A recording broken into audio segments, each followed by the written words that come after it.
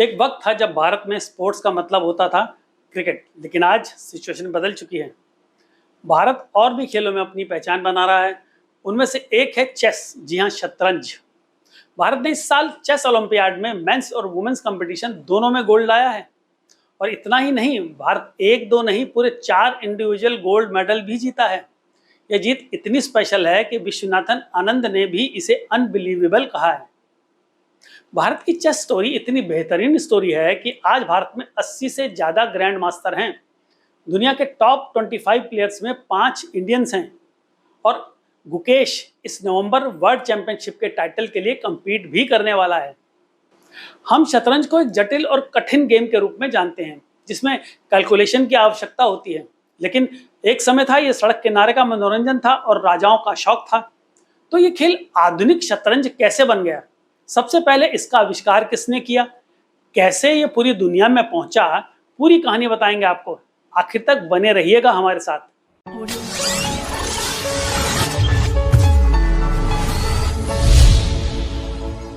नमस्कार, मैं अमित राज।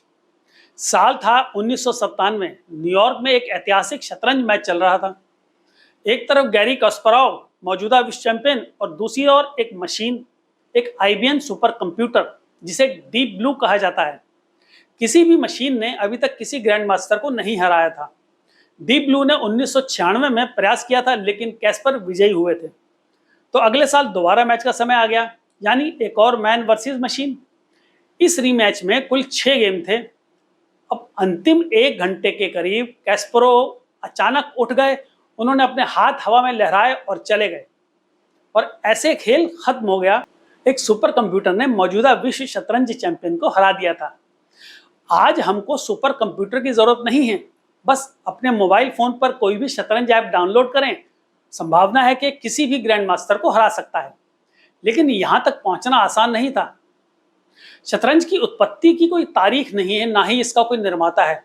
ये कई सेंचुरी से सांस्कृतिक आदान प्रदान यानी कल्चरल एक्सचेंज के माध्यम से दुनिया के कई देशों में पहुंची। लेकिन स्टार्टिंग पॉइंट भारत ही था। 6th सेंचुरी के आसपास एक लोकप्रिय बोर्ड गेम चतुरंग का प्रमाण मिलता है। ये एक संस्कृत शब्द है, इसका उल्लेख आपको महाभारत में मिलेगा। चतुरंग वास्तव में एक युद्ध संरचना की तरह थी, जिसकी 4 डिवीजन में हाथी सेना, रथ सेना, घुड़सवार सेना, पैदल सेना थी। ये 64 स्क्वायर्स वाले बोर्ड पर खेला जाता था। ये संभवतः गुप्ता साम्राज्य के समय में खेला जाता था। तब गुप्तों ने भारतीय उपमहाद्वीप के अधिकांश भाग पर शासन किया। उन्होंने 4ठी से 6ठी शताब्दी तक शासन किया। उनकी हिस्ट्री में चतुरंग का उल्लेख भी है। लेकिन बात यह है कि उस समय के दौरान कई बोर्ड गेम मौजूद थे। तो हमें कैसे पता चलेगा कि यह चतुरंग ही शतरंज हुआ करता था? इसके मोहरों के कारण। दूसरे बोर्ड गेम्स एक जैसे मोहरों का उपयोग करते थे। उनके पास एक जैसी शक्ल, एक जैसी शक्तियां और एक जैसी क्षमताएं थी। लेकिन चतुरंग में नहीं। चतुरंग में प्रत्येक मोहरा अलग था। रथ सेना यानी चैरिटरी सबसे शक्तिशाली थी। इसके अलावा इस गेम को जीतने के लिए आपको राजा के मोहरे को जीतना होगा, बिल्कुल आधुनिक शतरंज की तरह। इसलिए अधिकांश इतिहासकार इस बात से सहमत हैं कि शतरंज का विकास 6ठी शताब्दी में हुआ, लगभग 1500 साल पहले। कुछ अलग कहानी भी है। कुछ कहते हैं कि यह बहुत पुराना है, शायद 5000 वर्ष पुराना। लेकिन क्या उनके पास कोई सबूत है? हड़प्पा सभ्यता की खुदाई के स्थल पर एक बोर्ड गेम की खोज भी हुई थी, लेकिन उसके बारे में बहुत कम जानकारी है। इसलिए आप वास्तव में निष्कर्ष नहीं निकाल सकते। अन्य लोग भी रथों यानी चैरियट्स की उपस्थिति की ओर संकेत करते हैं। रथ युद्ध 3rd मिलेनियम बीसी में हुआ करता था, यानी लगभग 5000 साल पहले। गुप्ता साम्राज्य के समय तक रथ लुप्त हो चुके थे। उनका स्थान घुड़सवार सेना ने ले लिया था। तो चतुरंग ने अब भी रथों का उपयोग क्यों किया? क्या यह अतीत की ओर इशारा करता था, या यह खेल वास्तव में 5000 वर्ष पुराना है? मुझे लगता है कि इतिहासकारों ने अभी तक इस प्रश्न का उत्तर नहीं दिया है। लेकिन बहुमत की राय है कि यह 1500 वर्ष पुराना ही है। और अब हम इसके विस्तार पर आते हैं। यदि आप कोई नया बोर्ड गेम लाते हैं तो आप क्या करते हैं? आप इसे दूसरों के साथ साझा करते हैं। आप इसका उपयोग नए दोस्त बनाने के लिए करते हैं। तो 7वीं शताब्दी में भारतीय शासकों ने भी यही किया। उन्होंने पर्शिया में सासैनिक साम्राज्य में एक राजदूत भेजा, जो कि आज ईरान के नाम से जाना जाता है। इस पर राजा खुसरो द फर्स्ट का शासन था। वह कला और संस्कृति के बहुत बड़े प्रशंसक थे। भारतीय राजदूत ढेर सारे उपहार लेकर उनके दरबार में पहुंचे, उसमें चतुरंग भी शामिल था। खेल ने पर्शिया में अच्छी पकड़ बना ली। वहां इसे शतरंज या चतरंग कहा जाता था। उन्होंने इसमें एक नया मोहरा भी जोड़ दिया जिसे फिरजान या काउंसलर कहा गया। अब इस मोहरे का कोई सैन्य उपयोग तो था नहीं, लेकिन ये इस बात का उदाहरण है कि खेल कैसे विकसित हुआ। अब चतुरंग का पश्चिम में विस्तार इसके इतिहास को आकार देगा, लेकिन ये खेल पूर्व की ओर भी गया। इसने सिल्क रोड के साथ साथ पूर्वी एशिया तक यात्रा की। यात्राएं अक्सर हफ्तों महीनों लंबी हुआ करती थी, इसलिए यात्रियों को मनोरंजन की आवश्यकता पड़ती थी, और एक पोर्टेबल गेम से बेहतर क्या होगा। चतुरंग ने 8वीं शताब्दी के मध्य तक चीन पर कब्जा कर लिया।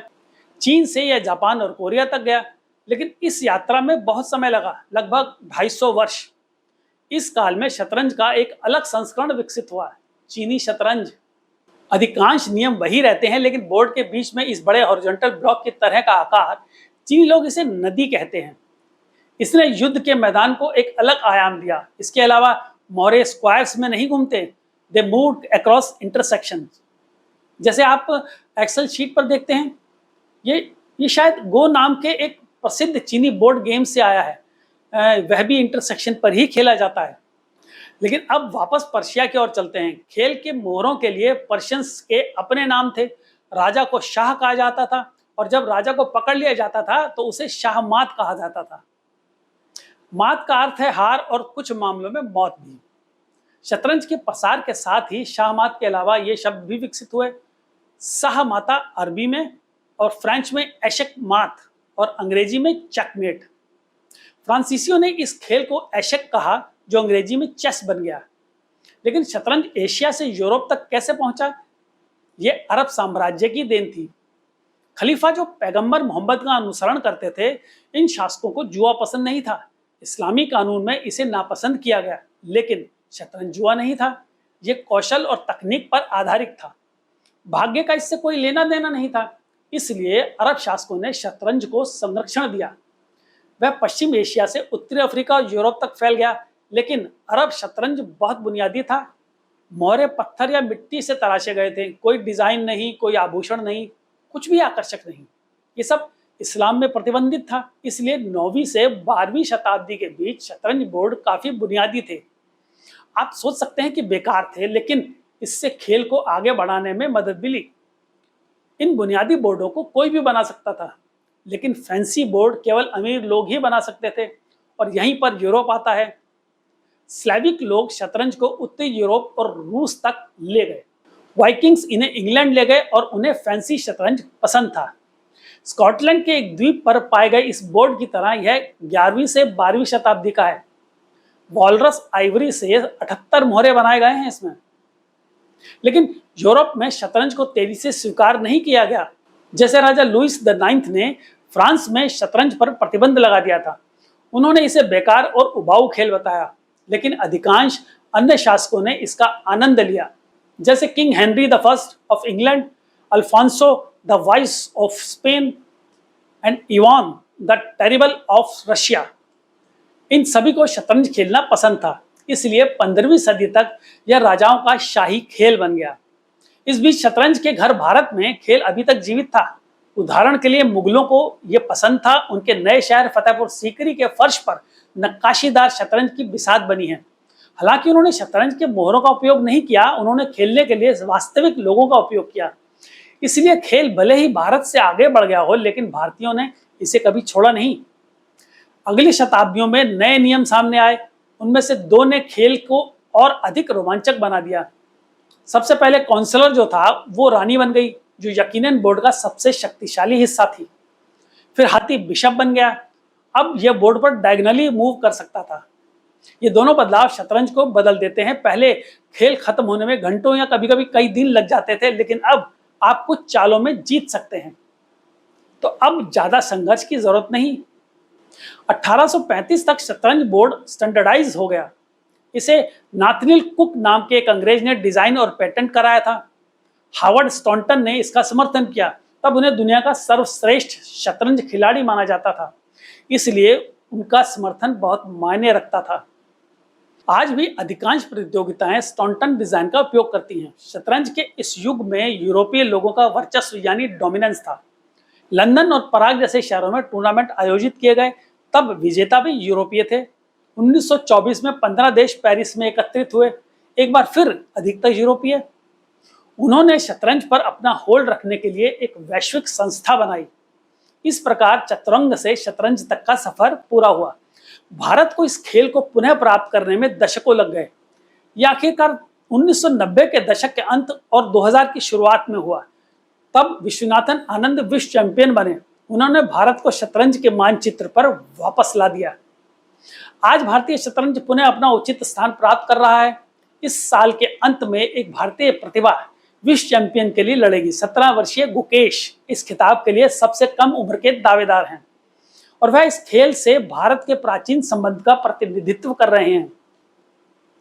हमने दुनिया को शतरंज दिया और अब उन्हें और अधिक शतरंज के चैंपियंस देने का समय आ गया है।